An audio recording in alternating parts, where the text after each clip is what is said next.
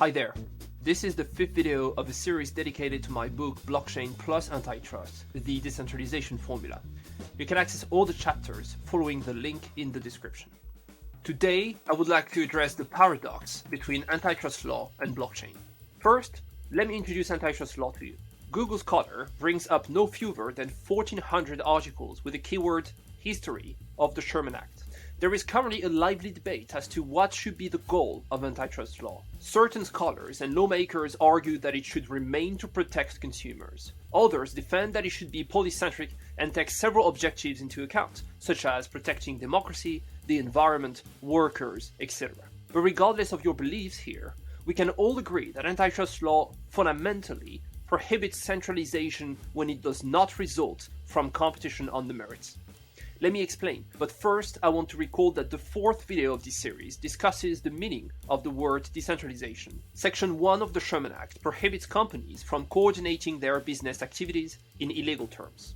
When they do so, they introduce a centralized governance between them. They also force other companies to react to their collusion, further centralizing the market. Section 2 of the Sherman Act prohibits dominant companies from abusing their market power. Why? Because when they do so, they exclude competitors and prevent fair competition. This centralizes the market and prohibits these competitors from behaving the way they want. This logic is the exact same in European competition law. Here, I should pause a minute and underline that I am not discussing competitive outcomes, but only the competitive process. Antitrust laws tolerate and even encourage centralized outcomes, but again, only if they result from fair competition. Just to be clear, the US Supreme Court went astray in the Brown Shoot case of 1962 and imposed the decentralization of competitive outcomes, but that is not what I'm talking about here. Okay, back to our business. As I have already discussed in video number 4, blockchain seeks to decentralize transactions. And here again, centralized outcomes are welcomed if they result from better design, etc. The principle remains that all players in the ecosystem should be able to define its own parameter of action. In a nutshell, blockchain and antitrust law follow the same logic. They seek to decentralize processes, not outcomes. Against this background, you may think, well, blockchain and antitrust law are made to cooperate, and it should be easy.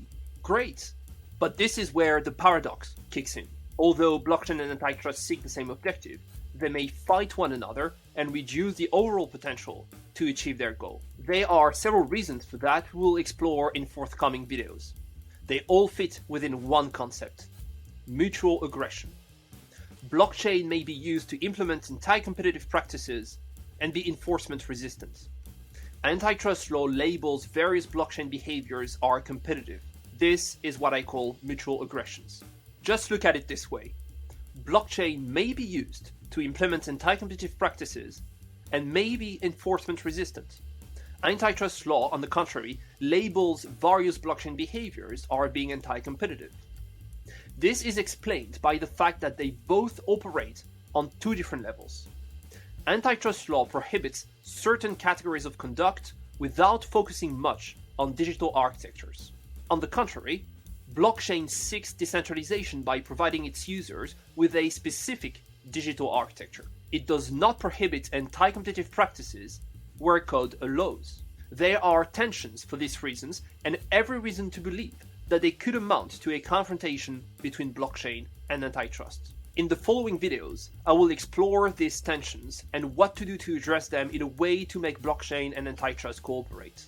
But before doing that, I need to explain a second reason why they should cooperate. As I said already, blockchain and antitrust seek the same objective. That's already a lot. But there is more. Both antitrust and blockchains have failures, and as it appears, cooperation between them may address these failures. On the side of antitrust, I am sorry to report that law is not self-sufficient. First, antitrust agencies' detection rate remains low. Empirical work tends to show that they detect about 10 to 20% of illegal agreements and even fewer abuses of dominance. This means illegal behaviors often go unpunished. Second, enforcement is costly, making it impossible to prosecute every potentially illegal practice, especially for private parties. Third, The rule of law is unfortunately inapplicable in some places. The public international law literature documents that very well. Fourth, laws are complex and cannot be mastered by all companies. Against this, blockchain can play an important role by decentralizing more transactions.